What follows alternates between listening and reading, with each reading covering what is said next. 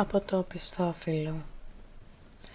Με το να πούμε καλημέρα στην οικολογία είναι σαν να δίνουμε την ευκαιρία στον εαυτό μας να αφουγκραστεί την ανάσα της φύσης, να ακούσει το τραγούδι των νερών, να αισθανθεί τη δροσιά του αέρα στα δάχτυλά του ή της συντρόφους του, να φωτογραφίσει μέσα του όλες τις αποχρώσεις του γαλάζιου, να σταθεί με περιέργεια πάνω από ένα ανθισμένο λουλούδι, να αφήσει τη ματιά του να ξεχυθεί μέχρι εκεί που παντρεύονται θάλασσα και ουρανός, να εισπράξει γαλήνη και φορεία από το καθαρό αγέρα του δάσους που έχει περάσει από πολλές βουνοκαρφές και έχει γευτεί την παγωνιά τους, να συλλάβει με όλες του τις αισθήσεις την πανδεσία χρωμάτων και ευωδιών που με γούστο, πρωτοτυπία, φαντασία και έμπνευση δημιούργησε η φύση. Να καταλάβει πως το φυσικό περιβάλλον είναι το σπίτι του και πως χωρίς αυτό η ζωή δεν μπορεί να συνεχιστεί.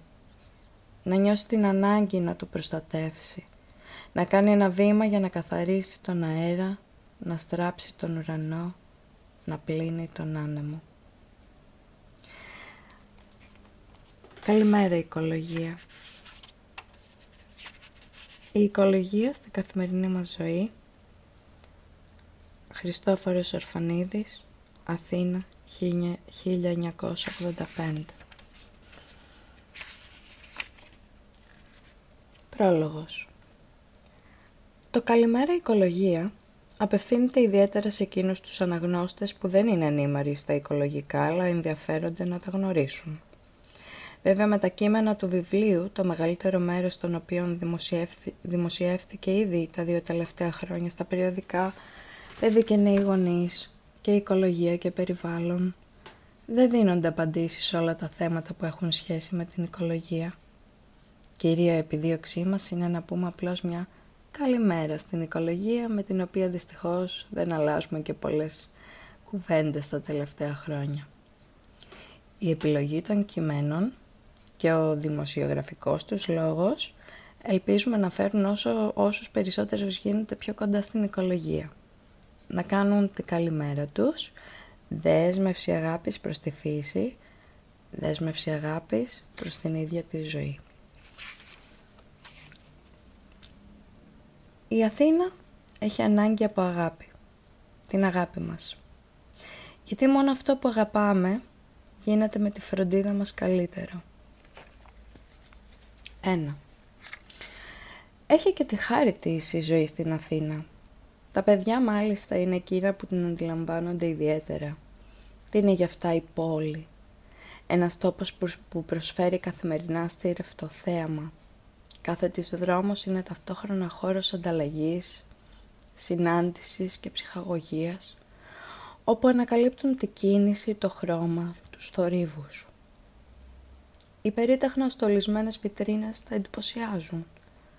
Κολλούν τη μητούλα τους στις προθήκες των μαγαζιών που πουλάνε παιχνίδια και λιχουδιές. Χάνουν το μπούσουλα όταν αντικρίζουν ολόκληρα στρουμφοχωριά στημένα στο εσωτερικό πολυκαταστημάτων, πλημμυρισμένα από τη μουσική του παιδικού σύριαλ. Καρφώνονται μπροστά στα μαγαζιά με ηλεκτρικές συσκευές για να δουν τους αγώνες από τη τηλεόραση. Ρωτάνε για τα μνημεία, τα κτίρια, τους αδριάντες και τις γιγαντοαφίσες που συναντάμε στο δρόμο μας.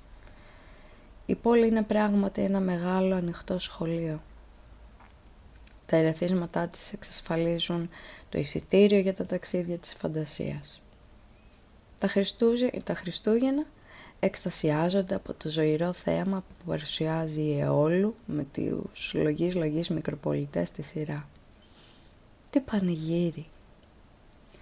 Αγγίζουν τους φουσκωμένους αϊβασίλδες και τα ελαφάκια, ακινητοποιούνται μπροστά στο πλαστικό αεροπλανάκι που έχει στο φουλ τις μηχανές του και βγάζει ένα δαιμονισμένο θόρυβο, ενώ στα φτερά του αναβοσβήνουν ρυθμικά τα φωτάκια. Έτοιμη για απογείωση, λέει ο μικροπολιτής που το δοκιμάζει πάνω στην άσφαλτο για χάρη των μικρών. Το πλήρωμα στις θέσεις του. Σταματούν μπροστά στις πραμάτιες που είχαν απλώσει οι παλιατζίδες στο μοναστηράκι.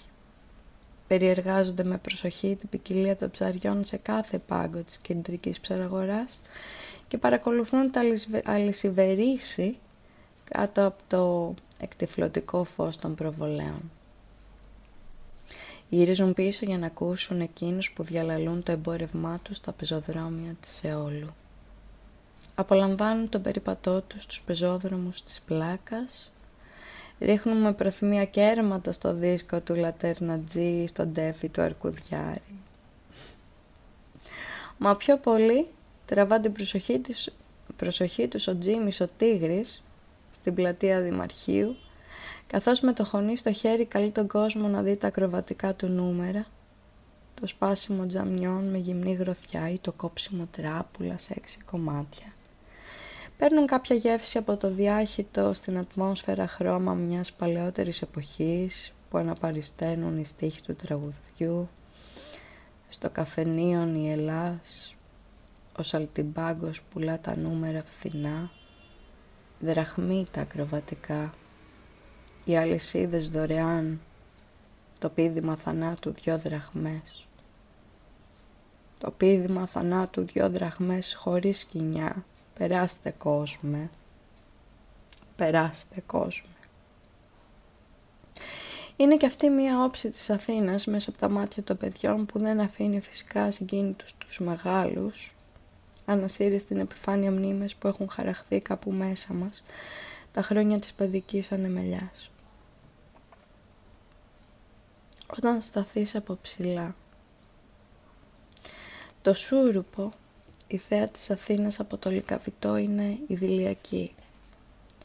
Τότε που μόλις ξεχωρίζουν αχνά τα οικοδομικά της συγκροτήματα και οι πρώτες φωτεινές ρεκλάμες αρχίζουν να αναβοσβήνουν αδύναμα, ενώ τα πάντα τυλίγονται το βαθύ πορτοκαλί του ήλιου που χάνεται πίσω από το λόφο του Εγάλαου. Στα μάτια μας ξεδιπλώνεται ο ιστός της πόλης που φτάνει μέχρι τις παρυφές των γύρω βουνών. Αν ανοίξουμε τα χέρια είναι εύκολο να την αγκαλιάσουμε, να την νιώσουμε δική μας, ίσως γιατί την ελέγχουμε. Επισημαίνουμε τα γνώριμα σημεία από όπου περάσαμε κάποια στιγμή και έχουν φυλάξει ιστορικά κάτι δικό μας. Τα λόγια, τη σιωπή, τις χειρονομίες, το απλανές βλέμμα, το γέλιο μας. Η υψομετρική διαφορά δημιουργεί την απόσταση που επιτρέπει τέτοιου είδους συναισθηματικές εκρήξεις. Ας είναι.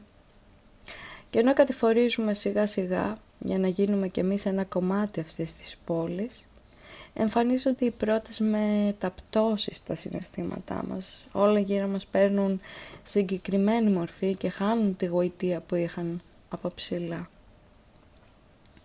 Κάθε διάθεση ρομαντισμού εξανεμίζεται καθώς διαβαίνουμε τα στενά, βρώμικα πεζοδρόμια, ανάμεσα στις θεόρατες πολυκατοικίες, μέσα στην ακοφαντική και αποπνικτική ατμόσφαιρα που δημιουργούν τα κάθε λογή στο ροχοφόρα, που μέρα και νύχτα κινούνται αδιάκοπα. Αυτή η πόλη μας πληγώνει.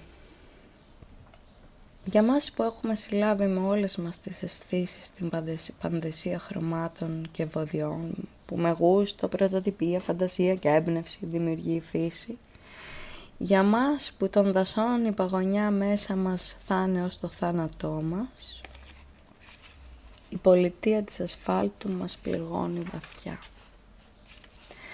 Πώς να καταλάβουμε αλήθεια τις εναλλαγές των εποχών μέσα στην πόλη αυτή? Δεν περιμένουμε να ροδίσει το μάγουλο των πολυκατοικιών όπως του Κυκλάμινου. Είναι άσκοπο. Οι πολυκατοικίες θα μείνουν το ίδιο γκρίζες και καταθλιπτικές άνοιξη και φθινόπωρο. Βέβαια δεν νιώθουμε την ανάγκη να επιστρέψουμε στη φύση, γιατί κάθε φορά που το κουβεντιάζουμε με τον εαυτό μας, καταλήγουμε στο συμπέρασμα πως είναι δύσκολο να αποχωριστούμε την πόλη αυτή. Είμαστε πια παιδιά της. Συνδέσαμε τη ζωή μας μαζί της επειδή έχει να μας προσφέρει πολιτιστικά ερεθίσματα και ενδιαφέροντα, επειδή βρίσκουμε πιότερες ευκαιρίες για να επεκτείνουμε τις εμπειρίες μας, να αναπτύξουμε τις ιδέες μας με την πολλαπλότητα των δραστηριοτήτων και των θεαμάτων της. Και όμως παρόλα αυτά δεν είμαστε πουθενά. Πατάμε με το ένα πόδι στην Αθήνα και με το άλλο κάπου αλλού βρίσκουμε την πόλη αποκρουστική και δεν έχουμε άδικο γι' αυτό. Πώς έγινε αλήθεια η ζωή μας έτσι? Ας πάρουμε όμως καλύτερα τα πράγματα από την αρχή. Η κυκλοφορία του ΙΟΤΑΧΗ διευκολύνθηκε, τα άχτιστα οικόπεδα μεταβλήθηκαν σε πάρκινγκ αυτοκινήτων και το κέντρο της πόλης έγινε ακατάλληλο για κατοικία. Οι γειτονιές που είχαν κάποια χάρη εξαφανίστηκαν. Η πόλη κομματιάστηκε. Κάθε κομμάτι της και μια λειτουργία. Εμπορικό κέντρο, δρόμοι με γραφεία, βιοτεχνικές ζώνες, πανεπιστημιούπολη, περιοχές που σφίζουν από ζωή το πρωί για να ερημώσουν το βραδάκι. Ο πληθυσμός μετακινείται στους τόπους κατοικίας. Η δυτική πλευρά της πόλης, υποαθλιμισμένη με μεγάλο ύψος και πολλά αυθαίρετα, χωρίς πράσινο και χώρους αναψυχής, κατοικείται από ανθρώπους με χαμηλά εισοδήματα. Η άλλη πλευρά, η ανατολική με περισσότερους ελεύθερους χώρους, χαμηλή δόμηση, καλύτερη υποδομή γενικά, είναι τόπος κατοικίας των μεσαίων και μεγάλων εισοδημάτων. Οι αποστάσεις από το σπίτι στη δουλειά μεγαλώνουν και μας κλέβουν χρόνο από το λιγοστό που έχουμε. Η κυκλοφοριακή συμφόρηση αυξάνει τη δυσαρέσκεια των στιβαγμένων επιβατών στα λεωφορεία. Οι μεγάλοι αυτοκινητόδρομοι ταχείας προσπελάσεως, οι ανισόπεδες και οι υπόγειες διαβάσεις κάνουν τη μοναξιά μας απέραντη στην πόλη αυτή, που μέρα με τη μέρα αλλάζει, γίνεται απόμακρη, αφιλόξενη, εχθρική. Αυτό το κομμάτισμα της, πέρα από τις σωματικές συνέπειες που προκαλεί λόγω των μεγάλων και εξαντλητικών διαδρομών, φτωχαίνει την εμπειρία μας. Φυσικά κάτω από αυτές τις συνθήκες η ζωή στην πόλη χάνει την αξία της. Αθήνα. Φιλική και αφιλόξενη. Υπάρχει ελπίδα να ξαναβρει η πόλη μέρος από τη χάρη που έχασε, να αναπλάσει και πάλι τις γωνιές της, να μας τραβήξει φιλόξενα κοντά της, να έρθει στα μέτρα μας, να γίνει φιλική και πρόσχαρη για τα παιδιά μας. Η όλη προσπάθεια για την αναβάθμιση της Αθήνας έχει αφετηρία και προορισμό εμάς τους ίδιους. Το πρώτο λοιπόν βήμα που πρέπει να κάνουμε είναι να αποδεχτούμε ότι η Αθήνα δεν είναι μόνο το σπίτι μας, αλλά και η γειτονιά μας. Και ότι για να βελτιώσουμε την ποιότητα της ζωής μας θα πρέπει να νιώσουμε τη γειτονιά μας σαν ένα κομμάτι από το σπίτι μας. Να ενδιαφερθούμε για αυτήν, να συνδεθούμε με πρόσωπα και πράγματα, να δημιουργήσουμε συναισθηματικούς δεσμούς που σήμερα μας λείπουν τόσο πολύ, για να έχουμε λόγους να αγαπάμε την πόλη μας, να καταλάβουμε ότι από την πόλη αυτή δεν είμαστε περαστικοί, αλλά μόνιμοι κατοικοί της, ότι από τον ίδιο αέρα που ρυπαίνουμε θα αναπνεύσουμε κι εμείς οι ίδιοι, ότι αν πετάξουμε τα σκουπίδια μας από το παράθυρο θα τα βρούμε στην πόρτα μας, ότι αν παρκάρουμε πάνω στο πεζοδρόμιο δεν θα μπορέσουμε να περάσουμε, να κάνουμε δηλαδή οτιδήποτε περνάει από το χέρι μας για να μην επιβαρύνουμε τη ζωή στη γειτονιά. Αν αναπτύξουμε μια τέτοιου είδους σχέση με την Αθήνα, τότε πολλά πράγματα θα γίνουν ευκολότερα. Η δηλωμένη μας επιθυμία για καλύτερη ποιότητα ζωής θα βαρύνει πολλές τις αποφάσεις των πολιτικών μας. Η γειτονιά μας θα γίνει πιο ανθρώπινη. Η πόλη μας θα γίνει πιο ανθρώπινη, γιατί μόνο αυτό που αγαπάμε γίνεται με τη φροντίδα μας καλύτερο.